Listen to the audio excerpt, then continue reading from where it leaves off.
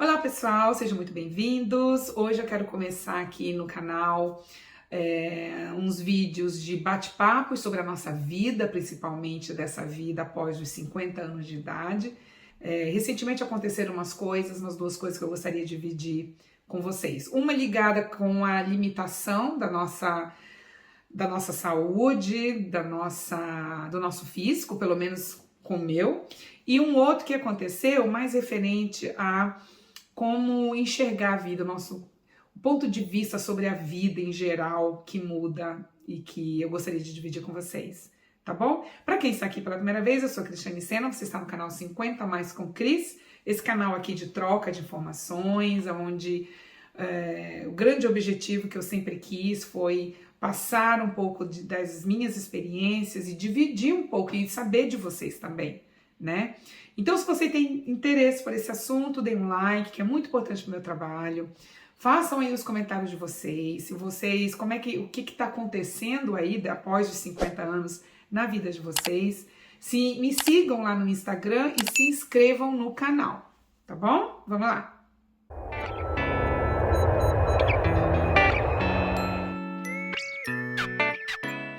Bom, eu até trouxe aqui um vinhozinho para me inspirar.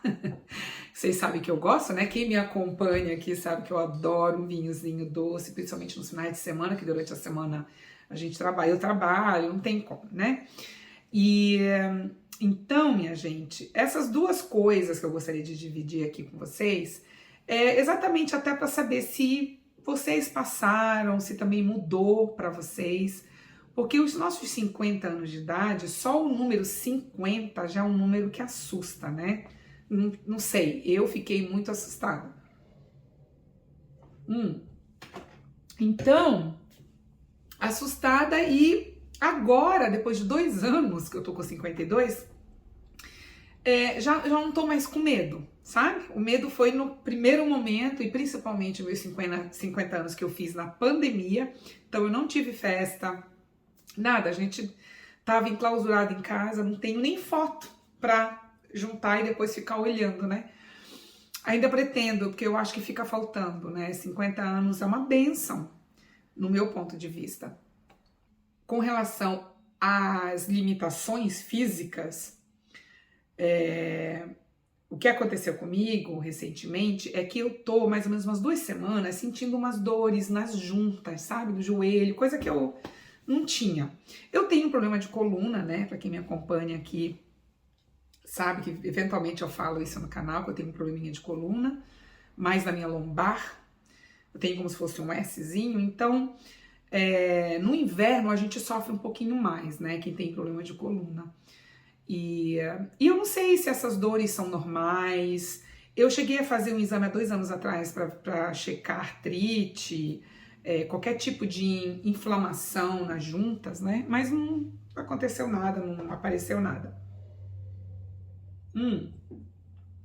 E aí eu vou ver com o meu médico, tenho daqui a uns meses uma consulta com ele, mas eu queria saber de vocês, se vocês também sentem isso, se vocês percebem que as dores do corpo é algo que eventualmente vai acontecendo, né? Afinal de contas, agora depois dos 50 a gente tem que se preparar para as coisas, para as limitações, que é uma fase mais difícil, vamos dizer assim, né? Principalmente para a mulher que é toda vaidosa, que gosta de se sentir bem, bonita e tal. E se sentir bem fisicamente, né? E uma coisa que me incomoda absurdamente no meu rosto é o bigode chinês, né? Que é essa bochechinha que a gente chama que cai, né? Um belo dia eu acordei, acho que eu tinha uns 45, 47, e eu fui escovar meu dente e me deparei com aquela imagem. Claro, não acontece de um dia para o outro, né, gente? As coisas acontecem gradualmente, mas a gente percebe muito assim, né? Eu não sei também se a luz não ajudou, enfim. E então, de lá para cá, o que eu percebo é isso, é a flacidez mesmo da pele. As rugas não, rugas eu amo, eu acho lindo ruga, eu acho que ruga dá um charme na pessoa, tanto para mulher quanto para o homem, então não me incomoda, mas a flacidez da bochecha assim me incomoda, e eu acho que toda mulher que se sente incomodada com qualquer coisa do corpo e tem condição de arrumar, né? Tem condição financeira, tem mais a que fazer mesmo, gente. Mas enfim, vocês me digam aí se isso está acontecendo com vocês. Se vocês perceberam que depois que vocês passaram dos 50, as coisas começaram a acontecer dessa forma, tá?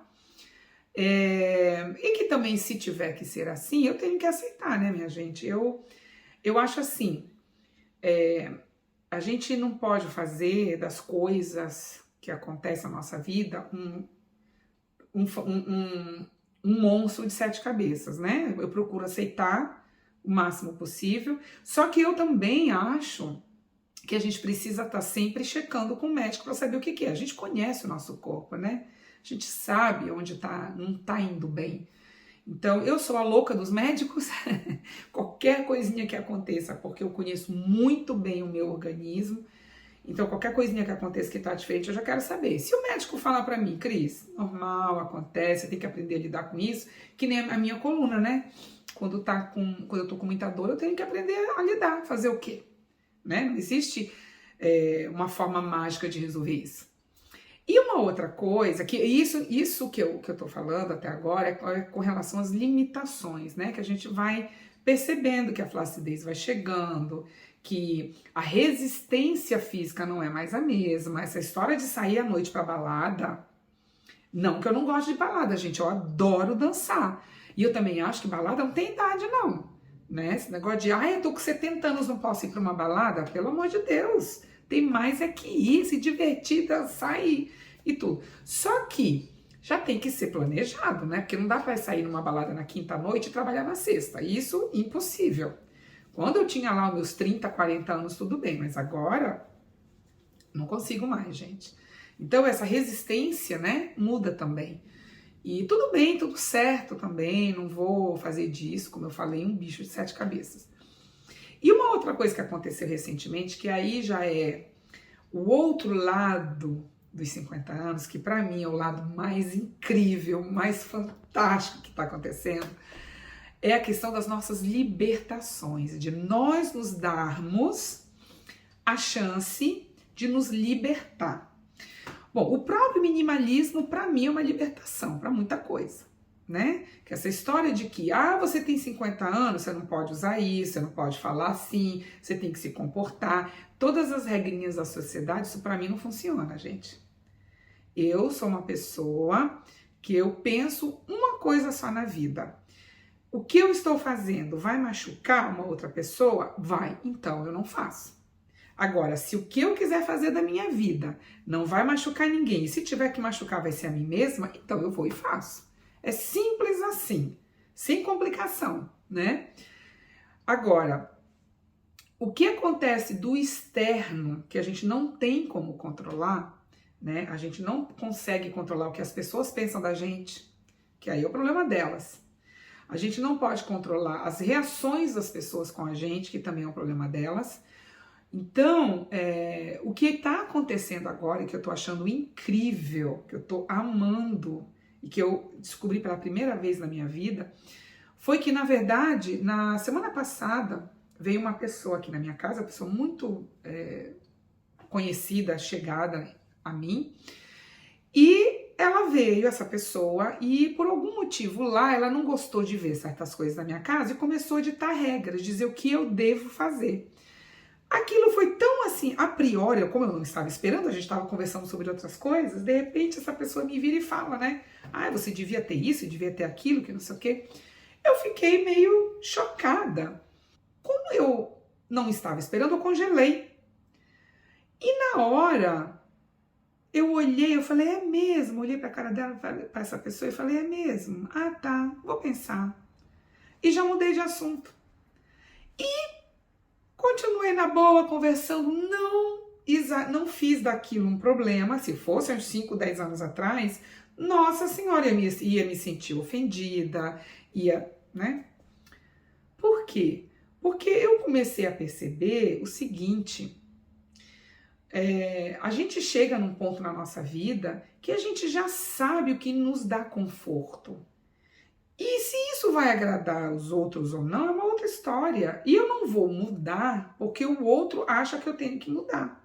Eu vou mudar sim porque eu acho que eu tenho que mudar, não por causa do outro. Agora, às vezes, né, se é um toque construtivo, se é uma ideia legal de um amigo, de uma amiga, ou de algum parente seu, claro, se vai ser para o seu melhor, por que não, né? Mas, gente, pela primeira vez, aquilo não me machucou, eu não fiquei magoada. Porque, assim, falar umas merdas de vez em quando, todo mundo fala, gente. Isso é pra vida, né? Vou até tomar um pouquinho, porque eu acho isso inacreditável. Falar umas merdas, a gente vai, acho que até o final das nossas vidas. Mas existem coisas que a gente vai aprendendo com relação, com o tempo, com a nossa maturidade. Eu jamais vou para casa de uma pessoa, visitar, passar uma noite, passar um almoço, e vou ditar regras daquela pessoa como ela deve viver. Eu acho isso o fim da picada. Eu jamais iria na casa de alguém, que seja um amigo, que seja um parente, dizer, olha, isso você não pode, porque você tem que fazer assim. Eu não fui criada dessa forma, eu nunca fiz isso. Mas, por outro lado, da mesma forma como a gente fala umas merdas de vez em quando, as pessoas também falam merdas de vez em quando. E aí o que a gente vai fazer? Né? Vamos levar tudo ao pé da letra?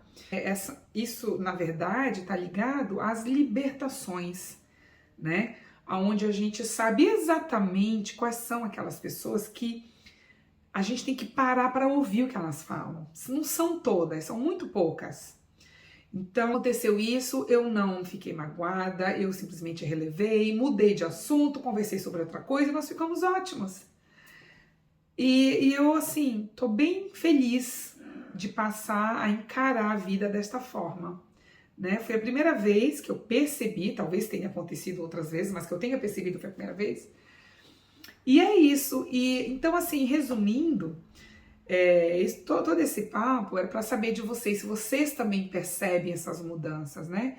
Da mesma forma que a gente tem as nossas limitações, porque nós estamos tendo mais idade, nós estamos sim envelhecendo. Isso é um processo que não tem como evitar, não é? A gente tem, na minha opinião, a gente tem duas coisas: ou a gente foge, sai correndo, ou a gente enfrenta e aproveita a vida, né? Encara todas essas mudanças como coisas naturais também.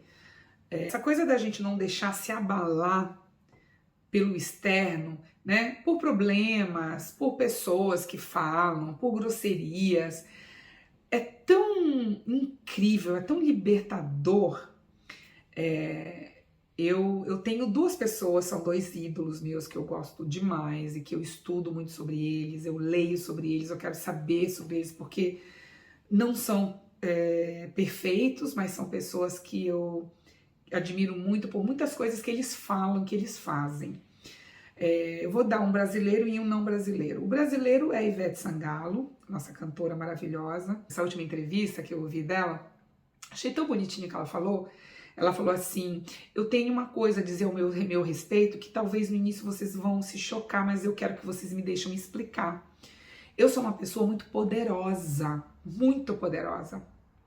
mas não é esse poder de ser a boa, a melhor cantora que lota estádios, não é isso. É o poder de saber transformar os problemas, os momentos ruins, enfrentá-los e seguir. E ela fala nessa entrevista que ela não sabe nem explicar como é que ela faz, né? Que ela já passou por coisas tão pesadas, que não, ela soube, de alguma forma que ela não sabe explicar, reverter toda aquela dor, aquele problema absurdo em coisas boas e seguir em frente, né? O outro, que é o meu ídolo maior, que se alguém tivesse que perguntar, Cris, qual é a pessoa que você admira e que você se espelha muito? Para mim, é o Charlie Chaplin. O Chaplin, para quem me conhece, sabe que eu fiz teatro, eu sou professora de teatro também, além de educadora. E no teatro, na época que eu estava trabalhando como professora, eu estudei muito o Charlie Chaplin como personagem, como artista. E para mim não existe artista mais completo como ele. Eu acho muito difícil a gente ter um artista mundial em qualquer lugar do país que seja tão talentoso como ele era. Mas isso é para uma outra hora. Eu gostaria muito de fazer um vídeo sobre ele, porque o Chaplin é um fenômeno mesmo. Mas enfim, quando eu estudei sobre o filme O Grande Ditador, que ele faz ali no filme uma sátira só simplesmente do homem mais poderoso do planeta na época, que era o Hitler, eu hoje, pensando sobre isso, analisando, porque eu estudo muito, eu leio muito sobre ele, e cada dia eu vou descobrindo coisas novas sobre ele. Mas eu fico pensando, gente, uma pessoa há 100 anos atrás, enfrentar pelo seu trabalho, pela sua profissão, simplesmente o homem mais poderoso do mundo, é de uma audácia, é de uma confiança, de uma autoestima inacreditável, né? Ele, claro, ele teve que sair da Europa e ir para os Estados Unidos, como se, né, fugido e tendo toda a proteção lá, exilado, mas não desistiu. O filme tá aí para quem quiser assistir. E eu fico pensando, gente, que pessoas poderosas, que pessoas que enfrentam as coisas, talvez até sem muita consciência do que está passando, né? Mas isso eu admiro demais. Eu sou assim apaixonada por mulheres e homens fortes, sabe? Que passaram pelas coisas mais destrutivas possíveis e imagináveis, mas levantaram, seguiram em frente, e é isso. A gente tem que seguir, né? A nossa vida é seguir. Então, é isso. Para resumir, estou muito feliz por essa situação que eu consegui reverter, que não me abalou e que eu estou sentindo esse poder chegando, sabe? Então me contem aí se vocês também, né? Afinal, a gente vai ter idade, a gente vai se livrando de muita coisa, né?